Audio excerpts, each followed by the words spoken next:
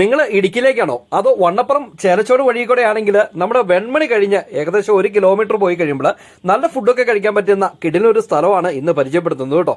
ഈ കഴിഞ്ഞ 3-ാം തീയതി ഉദ്ഘാടനം ചെയ്തിരിക്കുന്ന അനീഷിന്റെ തട്ടുകടയാണ്.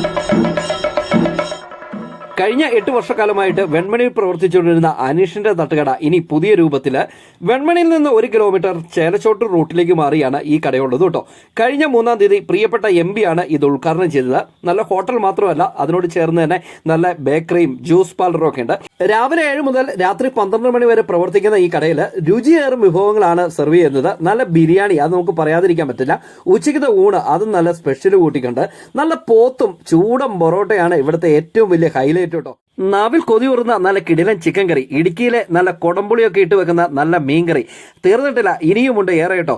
രാവിലെ 7 മുതൽ രാത്രി 12 വരെ ആണെന്ന് ഞാൻ പറഞ്ഞല്ലോ. അപ്പോൾ വൈകുന്നേരം എന്താണെന്നുള്ളൊരു ചോദ്യം നിങ്ങൾക്ക് ഉണ്ടാവും അല്ലേ.